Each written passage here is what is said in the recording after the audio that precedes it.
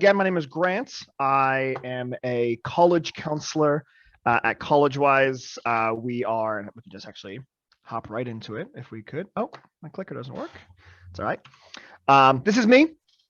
So I work currently for a company called CollegeWise. We are a college consulting company who helps students and families navigate the entire process.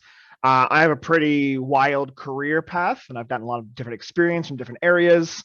I began my career at Chapman University, just down the 22 over in Orange, California, and was a admissions officer there, an assistant director of admissions, and worked with students and read files and evaluated applications. Then I moved about 3,000 miles out east, very far on the 22, to University of Richmond in Virginia. Worked there as a regional rep, as an assistant director of admissions there. Took a little bit of a career path and worked at Riot Games and managed their internship program. They are a tech company in Santa Monica.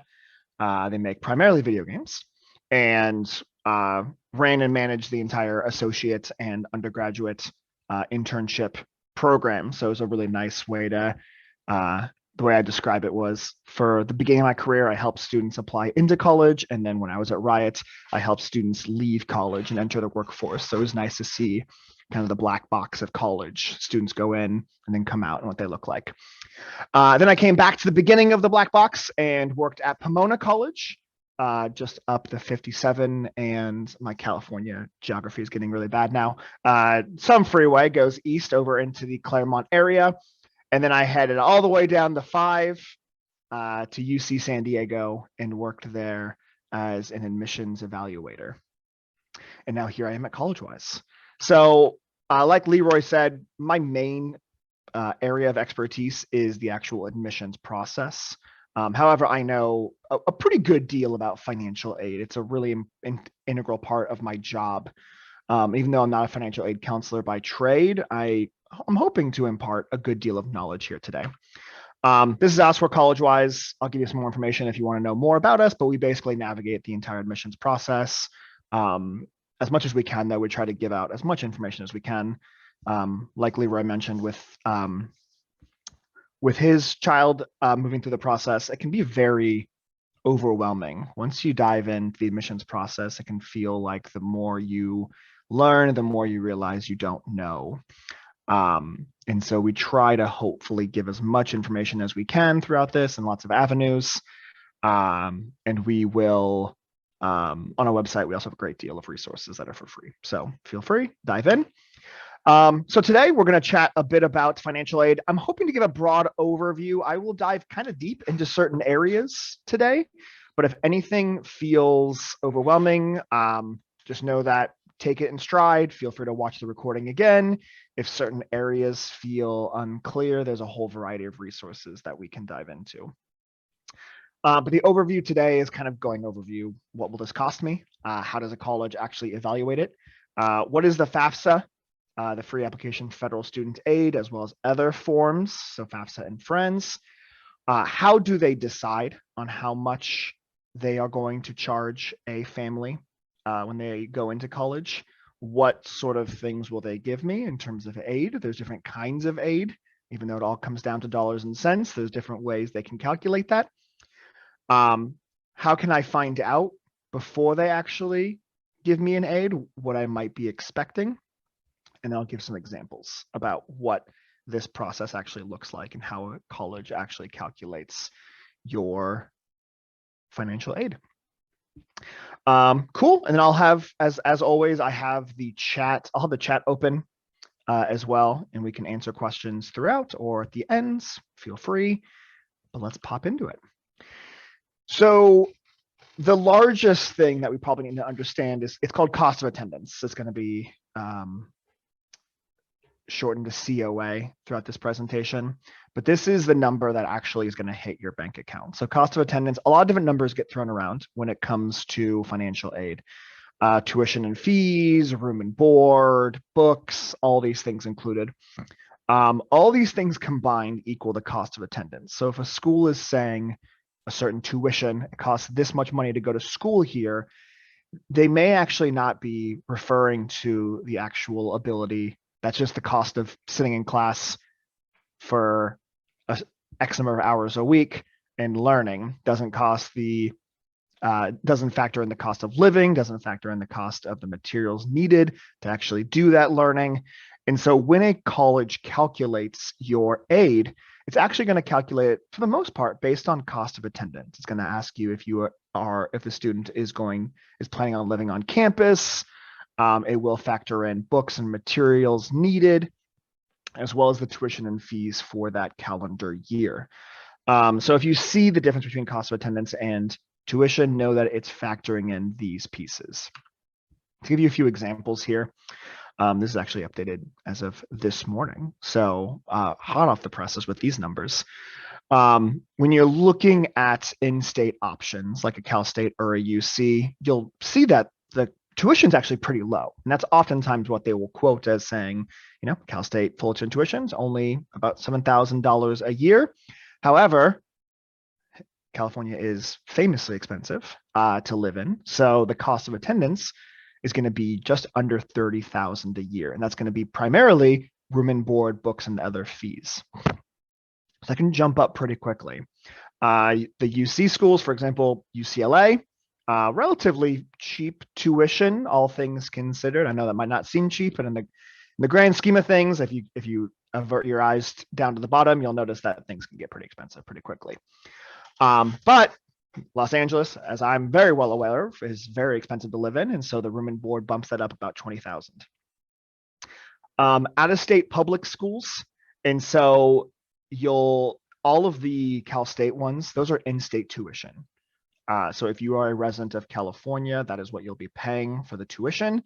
However, if you're applying, I'm assuming that we're in California, if you're applying for an out-of-state college, the tuition is going to jump up to their out-of-state. And so at Arizona State or UC Boulder in Colorado, their tuition is going to be around $35,000 a year for out-of-state. But at least Arizona is a little bit of a cheaper spot to live in. And so their room and board and cost of attendance could be at 46, Boulder 53. And then private schools is where we're going to probably hit a good deal of the higher price points. So LMU, USC, their tuition by itself is around 53 or 63,000. And then the cost of attendance is going to bump that up. So you'll see cost of attendance pretty much across the board is going to increase, the room and board is going to bump up your cost of attendance by about 20,000 in most places. Now, fortunately, most schools, when they are assessing your financial aid, will factor in cost of attendance. And so it's going to calculate that as something that you will be paying, and then they will hopefully be able to apply financial aid towards not just tuition, but also cost of attendance. Somewhat easy to understand, but it can get a little tricky, so feel free, let that simmer, go through it. But let's talk about the FAFSA. So the FAFSA is the primary document that you will hear a lot about. Leroy already mentioned it today. It is kind of this omnipresent document. It stands for the Free Application for Federal Student Aid. And this is a government doc. The federal government administers this and creates it and evaluates it. So these are, if you're applying for any financial aid at any domestic institution, FAFSA is going to be one of the main documents that you will use. The FAFSA evaluates a variety of things, income, untaxed assets, certain assets, and then it will evaluate a variety of things. We'll dive a bit deeper into what it evaluates here. The metric that it uses to evaluate and the year it actually uses, it's called prior year. You might see it as PPY. And that is the tax year that they will use to evaluate your financial aid. So for example, for students who are applying for fall of 2022, so students who are graduating this year and will attend college, their taxable income year is actually going to be 2020. And the reason they do that, and this is going to get a little bit deep, I'm going to try and skirt over as much as I can, but the reason they do that is because they used to do the prior year But then when families were evaluating and creating their FAFSA and filling it out, it opens generally in early fall of the previous year. And so in a situation where they were using the previous year, they had to actually estimate their taxes for the rest of that year because they were filling out their FAFSA during the year that they were actually filling out. And so I believe during the Obama administration in 2008, they changed it to be prior year. And it's just a fancy way of saying 2 years ago. And so that way your whole tax year and your taxes should be done by that point for the previous year. And that way they can have a more solid estimate of what you're doing. So just think prior, 1 minus 1, or 1 minus 1 minus 1 is just minus 2. Hey, Grant, there is a question, if I don't mind interrupting you. Yes. Someone asked, considering the high cost of out-of-state schools, when does it make sense to apply to them? Really good question. I'll click answer live so we can do that. Boom. So I can get a bit deeper into this one as well, but out-of-state schools definitely do cost more for sure. There's a variety of things that can help alleviate that cost. One is out-of-state schools can oftentimes offer different kinds of aid. And then there's different kinds of aid that are also merit-based. So merit can mean academic, it can mean talent, it can mean technically athletics is a merit aid. And so different schools have different institutional aid, and we'll dive a bit deeper into that. But there's a lot of different ways that out-of-state schools, so if your student is a strong academic student and they're applying to a school where their average GPA or their average test score, if they're still testing, is pretty high above the averages, they can probably expect to receive a merit aid, which can be anywhere from $1,000 a year to $40,000 a year. And so there's a lot of different ways that out-of-state tuition can be lowered, even if the cost of attendance is higher. And we'll get a bit deeper into this, but cost of attendance is, unless we are a very high income family, is pretty rarely the total cost that you will spend. There's a lot of different ways that schools will try to bring that number down, whether it's through federal aid, through the FAFSA, or through institutional aid, which we'll talk about here in a second. There's also a really great program that I'll mention here, but I think it's probably worth a larger deep dive for certain out-of-state schools in the Western hemisphere of the United States, or the Western, not hemisphere, but the Western side. There's a program called WUE, which stands for Western Undergraduate Exchange, so WUE. And these are programs at like Colorado State, or I believe Oregon State is now a part of it, Western Washington, Washington State, certain, and Boise State and Idaho. There are certain programs where if you are applying from a Western state into another college that's part of that program, you can actually go to that school for, I believe it's 1.5 times their in-state tuition. So it's not as inexpensive as in-state tuition, but it's probably going to be around the same price like a UCLA would be, for full honesty. Like Colorado State, I believe, I forget what the actual tuition is, but it probably will range around 15,000 to 20,000, which is going to be pretty comparable to most UCs. So not only that, but sometimes there can be a lot of different fancy mathematics that makes out-of-state schools comparable and sometimes cheaper. So I wouldn't just take cost of attendance as a overall bucket of this school is more expensive and I will pay more here. And I'll dive a bit deeper into that as well. Really good question. Just real quick, because as I'm listening to this, my daughter applied to a bunch of different places for kicks and giggles, I think. But she also crafted her applications depending on the university, because some of them had areas of expertise or majors that were kind of unique. And so she would apply just to see, let's see how much it costs and all that stuff. And she ended up with a kind of a number of schools that she could have attended. And then we really looked at the cost of all this, and that's when she figured out where she was going to go. But there are some universities that have areas that are appealing because they're maybe national leaders or who knows what. But that may be one reason. and there's some kids, some of her friends, and I'm not saying this to be telltale or anything like that, but some of the kids just wanted to really get away far, far, far away from California, and spread their wings. So that was a personal thing, that they wanted to experience life as a young adult, and so that college far away was what they were seeking. So I think there's a variety of reasons why people may look out of state. But one of the things that I think you're pointing out is that California has some very good programs. There's very good universities that are actually not unaffordable.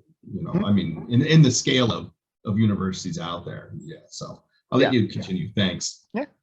I'm obviously pretty biased, but California, and even unbiasedly, is probably one of the best public institutional systems, and one of the largest ones by far, in the country, debatably in the world as well. And so we're pretty fortunate to live here and have access to that. The downside, though, is that as I'm sure if you've heard from different junior and senior parents, UCs are pretty rough now in terms of getting into. There's not a lot of guarantees for getting into a lot of the UCs. Cal States can also be very competitive as well, especially if we're applying to a Polytechnic campus like Cal Poly SLO, Cal Poly Pomona, now Cal Poly Humboldt, one of the newer Cal Poly systems. And so we want to make sure we're hedging our bets with a lot of these. The FAFSA will evaluate assets versus incomes differently as well. The next slide goes into what assets are accessible and which ones are not, but know that those are calculated at a different rate. And that's something that we can dive deeper into in a more intensive conversation. All of this is to receive what's called your student aid index. It was previously known as the expected family contribution, but they changed it to be student aid index because the EFC was kind of confusing as a name. And so for all intents and purposes, if you hear those two different things, student aid index was changed, I believe, this past year because of COVID. EFC, pretty much the same thing. It is it's the minimum that your family can pay for college. And I'll dive into that here a little bit. I will hold on to this slide for a little bit. This is something, especially if we are, entering into high school or a few years away, we don't need to know this specifically, but know that these are the things that the FAFSA will assess as going towards your student aid index, going towards the number that your family can realistically expect to contribute to your students' tuition and cost of attendance when applying to colleges. So as you can see, like traditional retirement accounts are generally not accessible. And so not just as I'm not a financial aid advisor, I'm not even a financial advisor, but generally retirement accounts are pretty good places to throw your money into as much as you can, not only for the tax havens that they are, but also as a cost saving metric for colleges, even though you can't use retirement accounts to pay for colleges generally.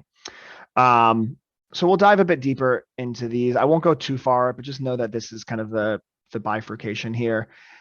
A little bit of a foreshadowing, the CSS profile will evaluate differently, and I have a whole slide just for those as well, but this is mostly for people who are watching later who can pause and look at this.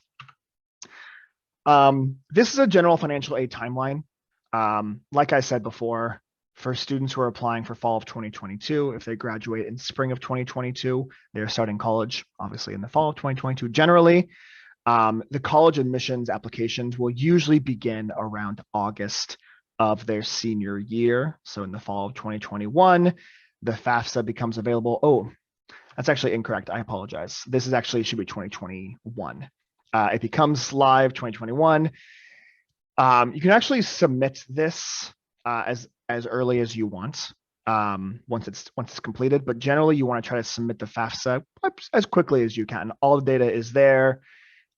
Schools don't generally have a hard deadline, but some of them will have a priority deadline for financial aid. So the earlier you can submit that, the better. Most schools don't run out of financial aid too extensively until the very end, but the earlier you can submit that, the better.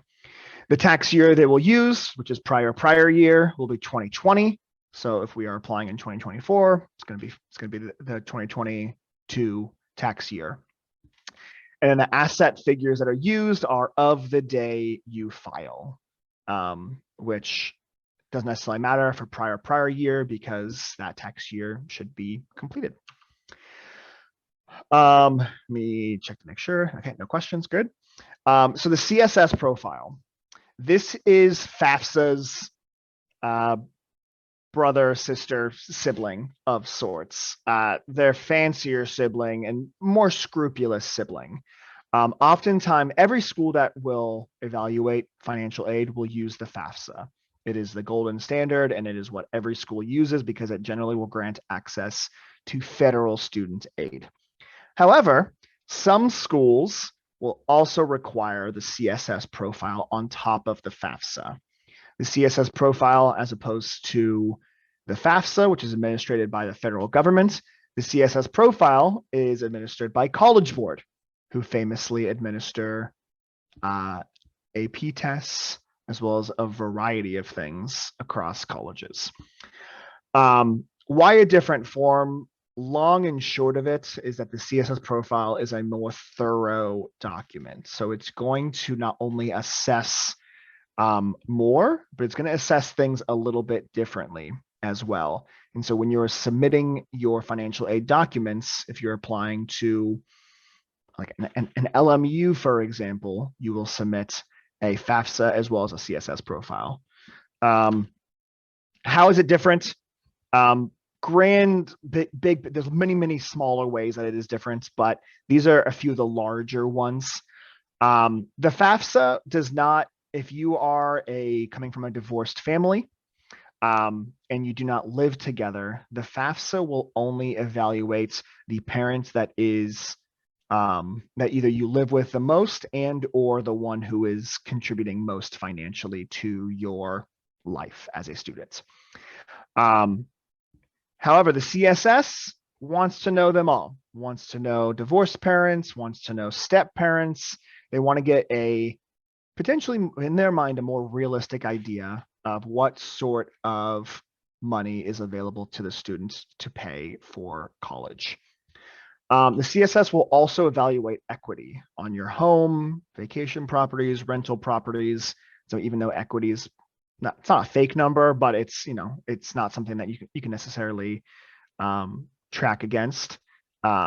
Certain colleges will evaluate equity. And every single school, just so you're aware, even though the FAFSA is a federal document, and even though the CSS is a larger document used by many schools, every single school will evaluate each of these a little bit differently. And I'll dive a bit deeper into how you can differentiate those. But certain schools will cap equity at a certain percentage. Certain schools will do a variety of things. And then for people who own their own business, in some regards, there's different ways that the FAFSA and the CSS will evaluate those. The FAFSA is a little bit kinder with small business owners and those who own their own business. They won't look too deeply into the financials there, but the CSS will. They will look a bit deeper into what the small business is making, if it is in your name, all of those things. So it's a little bit less of a tax haven with small business owners with the CSS profile. In general, more thorough. I can do a whole 3 hours on how the CSS is different than the FAFSA, but for long and short of it, these are the difference. And then this is how the different tax assets are calculated here. As you can see, the ones I bolded on the left, they were on the right in the previous one. But those become a little bit more accessible with the CSS. So you can see the only things that are remaining in the non-accessible are the things that you truly can't liquidate in any form very easily without a huge tax implication.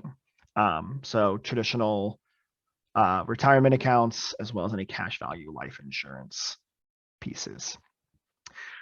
Everything else, though, is evaluated. Now, granted, all of these are evaluated in different tiers.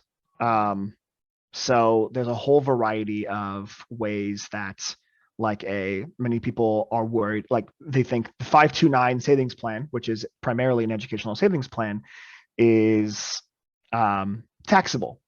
or is accessible. And so families wonder why even do a savings plan if it's going to go towards our student aid index or a contribution. But certain plans, I won't dive super deep into these, but your income is assessed at a higher percentage. So they'll assume that your income, you can use more of that to pay for college. Whereas certain plans, like a 529 savings plan, is assessed at a lower rate. So even though it does go towards your student aid index, it's going to be a smaller percentage of that. So it's still very worthwhile to do those pieces. A lot of information on that, but know that that's the long and short of it. A lot of information. Once again, this is very large, but as long as you're gleaning a little percentage of this, it's going to be successful. As long as you go away with larger concepts like cost of attendance, the different forms, FAFSA and CSS, you should be okay. Let's look at how a school will evaluate your cost of attendance and your need. So the need is a like cost of attendance and like student aid index. The need is the kind of the trinity of phrases when it comes to college financial aid and just financial aid in general. So your cost of attendance, like we mentioned, is everything. It's tuition and fees. It's what it costs to go to school for a year. Room and board, books and fees, and tuition. Your student aid index, like we mentioned, is what your family can expect to contribute. It's also called EFC in previous years, which is why I need to update that one. But your need is what the cost of attendance minus student aid index equals your need. So for a school that costs $50,000 a year for cost of attendance, when you fill out your FAFSA or your CSS, the school will receive one or both of those if they require both, and they will use those numbers to create a number, which is your student aid index. So in this example, $20,000 a year is what those schools have, is what that school decided that you'll, based on those on the information you submitted, what your family can realistically expect to contribute in that year. Which means that in the first case scenario, a student's need would be $30,000 a year. That is the gap between what the school costs and what the family can expect to contribute in a given year. They will use that number to try to hit up to for financial aid in some regard, whether it's federal aid, whether it's institutional aid, whether it's loans.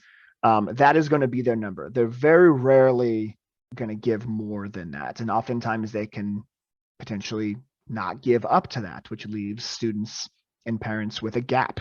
And I'll talk a bit about that here in a sec. But the need is what they ultimately come down to. And that's the number that they're looking for, is what is the gap that we need to hit here, and how can we fill that with our financial aid?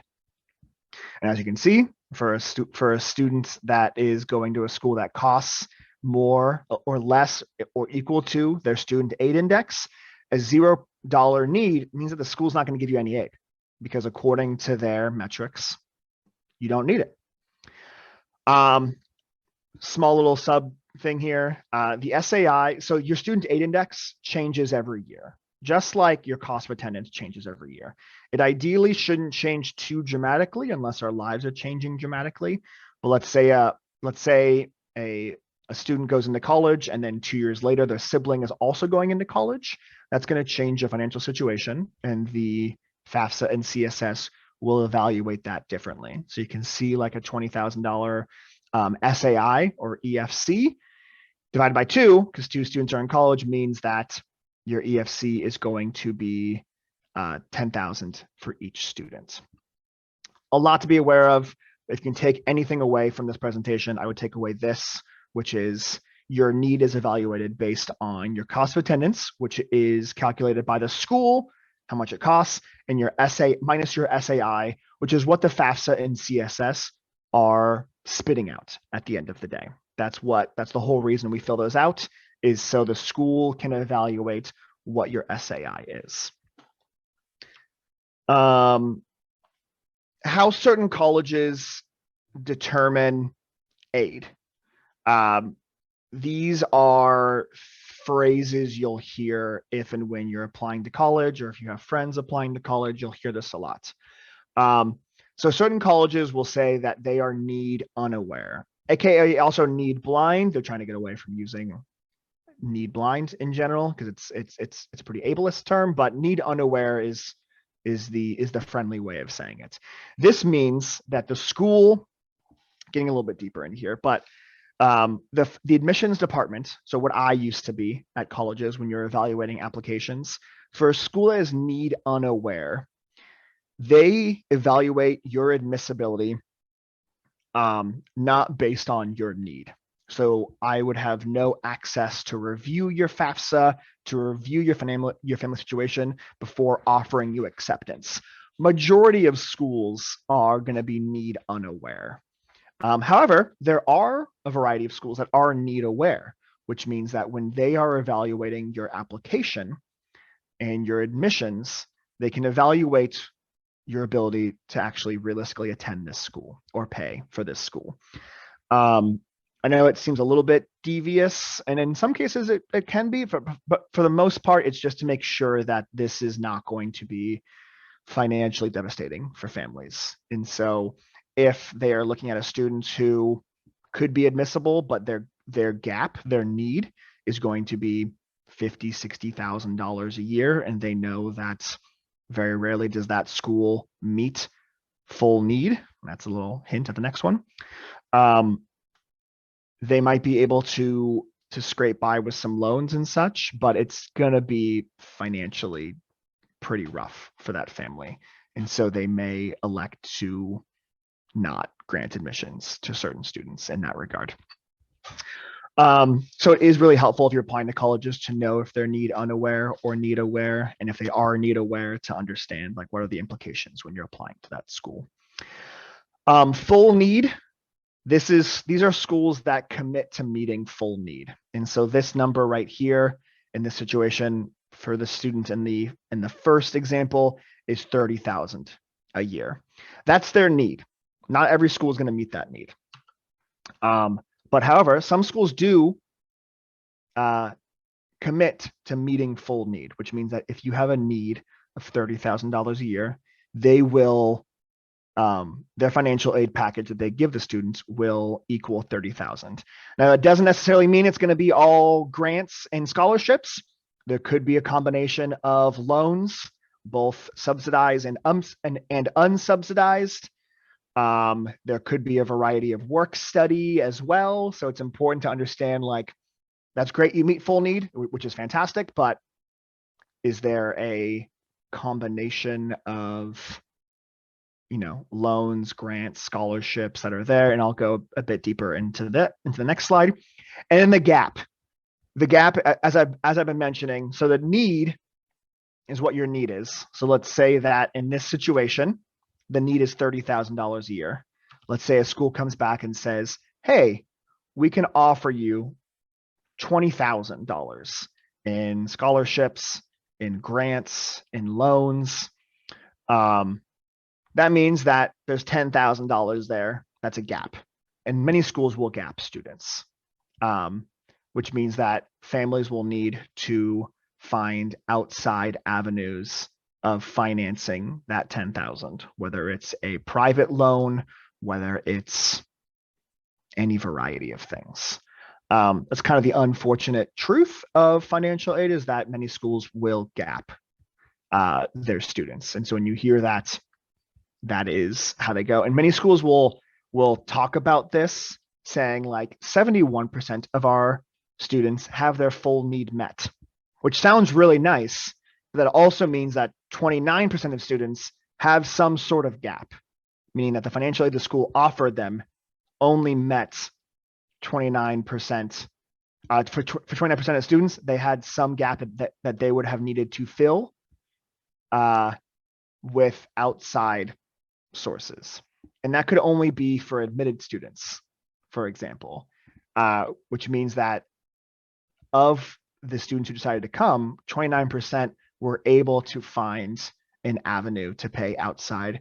There's very likely a number that they don't show on their websites of students who applied to that college, got in, and the financial aid gap was so large they couldn't afford it. They're not always going to quote on that. They will usually quote the admitted students. That's already a data point that is good. Leroy? Yeah, real quick, just because the question's coming up in my head. Boy, this would have been helpful for me to know. Walk with my daughter through this. Need aware. Where would I find that information? Mhm. Is that easily accessed on a website, or where do I find that? Yeah. I imagine that there is, I believe there's a website we can go, like Need Aware Schools. You can almost always on their website, as well as the school's website, you can Google, like, is LMU Need Aware? Is Chapman University Need Aware? And there will, that language there, that search query within Google will almost always result in the answer. I believe though there are a variety of resources online saying like Need Aware Schools. Okay, great. That'll I'm gonna try that now. Thanks. Yeah, it's very helpful. Yep, of course. And again, it's always really important to understand the implications of that as well. And usually within the Need Aware part of their website, where they will show they are or are not Need Aware, they will usually articulate a little bit about what that means. I know it sounds a little devious. Most of the time, it's not devious. However, it's mostly a way for the college to protect, their default rates for students, which is not a good number for them either. They don't want their students to not be able to finance their education. They don't want students to make poor financial decisions when going to college and coming out with a, $20,000 student aid is not good. And if they default on their loans, that goes against them as well. It hurts their ratings and it hurts them a lot. And so they want to make sure they're protecting as much as they can. Getting very deep into that, so don't worry. These are the parts of financial aid package. I've thrown these words around already. So grants and scholarships, these are things you don't need to pay back. These are things that are usually either through the federal government or through the institution. And I probably should have added this in here, but there's two separate kinds of aid for the most part. Well, kind of three, but first one's federal aid. These are things administered by the national or state level governments, like a Cal grant, for example, or a UC grant. Those are that's federal aid. That's aid that the state or the government will give you to attend college. Usually state by state basis, but that's how those work. The institutional aid, I know it sounds weird because Cal grant or UC grant is institutional, but it's actually state because it's private. But institutional aid are like if you're applying to a private institution or if you're applying to a school and that specific institution gives that grant. So like, for example, at Chapman, they have a Chapman grant, and that Chapman grant is not going to be applicable to other institutions by any means. But if you get a Cal grant, you can apply the Cal grant to any variety of schools, generally within California. But an institutional grant or institutional aid is aid you can only apply to that institution. Scholarships are almost always institutional aid. You can't apply your merit scholarship that you're receiving at Chapman to go to UC. It's not transferable. But scholarships can be given for any variety of reason. Merit scholarships are scholarships, and it's called merits because the school can determine what merit is. Merit is usually academics, but it could be, they could use merit aid for any variety of things. There's not a big governing body for merit aid. And merit aid is usually, the reason they call it that is because it's actually a discount. They aren't giving you money. They're just taking money away from what you are going to spend. So they can throw that money around however they want. But those two things, grants and scholarships, are things that you do not need to pay. They're generally discounts. Federal aid, they give that money and it goes right to the school. But scholarships, any institutional aid, for all intents and purposes, it's just a discount. It's a sale for the time that you are there. Loans, as I'm sure we're all aware, you do need to pay these back. There's different categories of loans and different colors of loans. Subsidized and unsubsidized are probably the two larger factors of loans. Subsidized loans are the better ones, pretty undebatably. These are ones that don't accrue interest during your students or during the student's time of education. So they only start accruing interest once they graduate after 4 years. Unsubsidized loans, as I'm sure you can probably guess, are ones that do accrue interest. So these are unideal, but many schools will offer loans as part of the financial aid package, which is, confusing because why would they do that when I can just do a private loan? Loans that are usually done either through the federal government or through an institutional aid, these usually have lower interest rates. They have the ability to be subsidized as well. The loans through a school are usually going to be a little bit better than ones you can receive privately. Not always, but 9 out of 10 times they're going to be better. And so even though loans are not an ideal situation in a financial aid or going to college, the reality of it is that college is going to cost some amount of money. We can always find ways to make things cheaper. We can always find ways to kind of move the needle around, but going to college for free is somewhat of a relic in the past, unless we are, attending a local college where we can commute in and, there's not many configurations where things will cost $0. And so viewing education as an investment is always going to be a way to factor these things differently in your brain. And then work study. This is a way of having a student's work go directly towards their tuition, generally tax-free. It doesn't move through that. It just goes right into their tuition. And so in order to receive work study, it generally needs to be part of the financial aid package. Otherwise, students can still work on campus, but it'll be taxed in the same way that all income is taxed.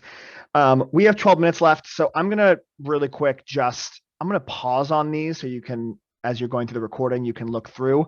But these next 4 slides are just an example of a way that private schools or out-of-state schools can sometimes be equally as inexpensive as a state school. Not always, and it's usually for families who are higher need. But I go through here of what the school generally offers and what different things are. So if we move through high need family, we can see, actually, let me pause really quick while we're here. Nicole, do you want to talk about the question in there? I can Yes. So if you see that question, go ahead, please. Yep. I want to make sure you can see it. Really good question. Are there resources to fund grants and scholarships for a specific sport or skill a student has, for example, marching band? There's a whole variety of financial aid. However, like if you go on College Board, they have a whole scholarship financial aid resource here. Most schools won't give scholarships for generally clubs or activities, unless it's a really small scholarship, for example. Sports, you could, but you probably need to be at a D1 or a D2 level, and probably be a pretty solid athlete here. Most of the scholarships and financial aid that schools will give will be through merit aid or institutional aid, and usually based on the need. Schools aren't necessarily in the business of giving scholarships for things like clubs or activities. There's not a lot of business case for them there, outside of just reducing the scholarship cost, which, schools, even public schools, are a business. And so they want to find a way to hit their freshman class and get enough students going in, paying the amount of money that they can charge. And so there's a lot of different outside scholarships that you can apply for. Those are usually kind of onesie twosie scholarships. College Board, if you just type in financial aid search or scholarship search, you're going to find a huge variety of resources there. My probably biggest piece of advice here is the scholarships that are usually the most fruitful are the ones that are instituted through like local organizations, local communities. Those are the ones where we can usually find the most bang for a buck. National scholarships or national programs usually have a lot of students applying for them, and it's usually onesie twosies. But ones that are done through a local organization, a local church, a local nonprofit, these are places that we can usually, find purchase with those pieces. Yeah, really good question. But I would say looking through that, but generally, like things like marching band are going to be a rarer source of scholarships, to be fully honest with you. Good question. So I'm going to breeze through these. I go through UCSB and Chapman, how they can be a bit different. As you can see, for like a higher need family, Chapman will very likely can be a cheaper option because the need is so much higher. You can see that Chapman's need is about $49,000 a year, even with the same SAI, because their tuition is so much higher. However, for a lower need family, you can see there's going to be about a $15,000 gap, because even though the need here is 0, the need at Chapman is 24,000, but they are going to still be a pretty expensive school, even with that need being there. So there's a whole variety of things here. I will go through these. You can pause as you want to go through. This just to give you an idea, also to answer the question from earlier about, does a higher cost institution mean that I'll be paying more? I don't want to have it be all roses and sunshine. Generally, yes, but not always, and not always going to be a 1-to-1 ratio. As you can see here, even for higher need family, even though Chapman is almost double the price in this calculation, it's only about 1.5 times the price when you go into all the net cost that it costs. Here are things. Oh, Nicole, go ahead. Just to remind the parents, we've done this, I think, through A through G, but your child doesn't have to go to a 4-year school right away. You can always go to a JC first. That way your cost for university is only 2 years compared to 4. Just keep that in mind. A beautiful sentiment, and something I advocate very, very much so. Even with some students who work through me and go through college, sometimes not only logistically does it make sense, financially it makes sense. There's a lot of great pathways to get in to amazing schools through the transfer routes. There are, I think that not only is the 4-year program in California amazing, their community college system is also fantastic. And the UCs and Cal States and lots of private institutions have really amazing pathways that can be really facilitated for transfer students. And it can be easier to get into lots of these schools as long as you're doing well through the transfer route. But usually getting into UCs or Cal States or private schools, it is hardest to get in as an applying freshman. And so if our results aren't as positive as we want them to be when we're applying to college, some students will choose to go the JC route, which is fantastic. And at the end of the day, if you go to that college and you graduate, your bachelor's degree is going to be from that school, and they will never know if you transferred or not. Your bank account will, though. So I'm a huge advocate for the transfer route if that's the avenue that makes sense for students and families, logistically, financially, emotionally, karmically. I will always advocate the transfer route. My partner transferred to Berkeley, and she is undebatably smarter and cooler than I am. So, but I'm obviously biased there. Here are some conversations. Leroy, go ahead. So I'm going to hit on some of your conversations here because I'm kind of previewing it. So if you want to go over it, I'll chime in. You can take the slide. Okay. I think, it's pretty. So go ahead, and these are conversations that as you're looking at colleges, we're going to be talking about Naviance and some other tools that we have in coming weeks. As you're looking at colleges, this is one of those things that again, watching my daughter versus my son, there were different approaches taken to it. But you have a bullet here: apply to target and safety school. You added something that I hadn't heard before, and I think it's really, really smart, is including financial safety schools. So as I said, my daughter applied to a whole bunch. I don't know, either she got a discounted rate for, infinite number of schools, or who knows what it was. It's kind of a hobby for her for a while there. And one of the schools that she really, really liked, we were looking at what was going to be our monthly out of pocket. And believe it or not, it was going to be $10,000 a month to our family. And I don't know what she thinks I make, but it isn't that. So it was interesting because she had to put it into terms of what she's had in her life. And she had asked for a Barry saxophone, which would have cost about $10,000. And then she realized what she was asking for, because this is a real world thing. She was asking for us to buy a Barry sax every month. And the fact that she does not currently have a Barry sax kind of gave her a reality check of like, yeah, probably not going to happen. And so I like the idea of target safety and in financial safety schools, and looking at it. And then you have at the very bottom here is the college worth the cost. And sometimes when we're looking at the jobs that we might get, am I going to be able to pay off that loan? There's some wonderful schools out there. USC has a great teaching course on how to become a teacher. But I will tell you that Cal State Long Beach is probably one of the most phenomenal places there is to get a credential. Between the two of them, a Cal State Long Beach teacher will probably be able to pay off their loans if there are any, and the USC person's going to be taking a while. It's going to be one of those things. Is the juice worth the squeeze there? So I think there's some really good things there. So I'm going to kind of wrap it up because we have one question here. Let's see what that is. Is it? Oh, you have it, Lemire? Good. I want to make sure you saw it. Yeah. Is it harder, same level to transfer to college for the JC than the high school? So I've had some experience with the transfer thing. Actually works out really well. I have a nephew that who was accepted as at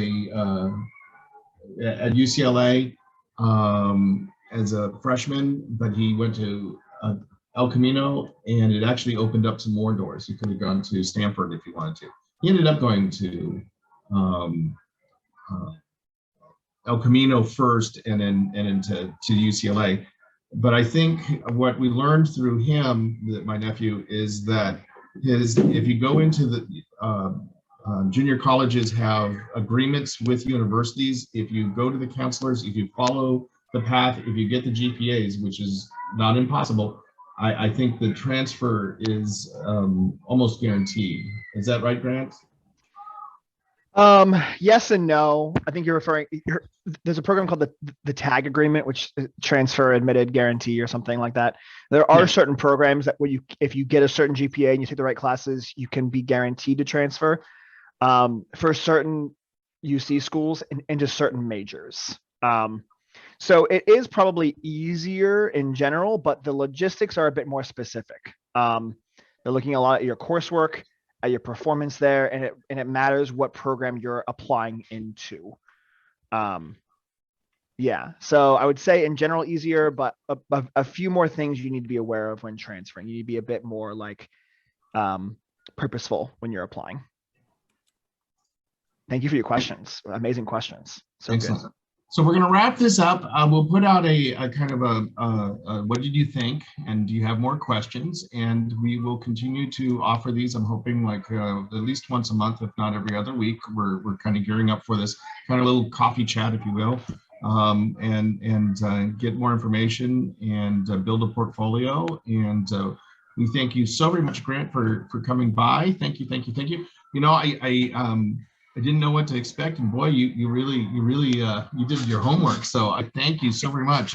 I learned some more today, always do, and so again, thank you so very much. Real quick, one last thing: those parents who email Mr. Jackson some of your concerns, they will be answered through email as well. So we haven't forgotten those questions, but we'll get to them through email and send it out to you. Okay, perfect. All right, well, thanks everybody, and Thank until you. next time, we'll see you. Thank you. Bye-bye. Bye, y'all.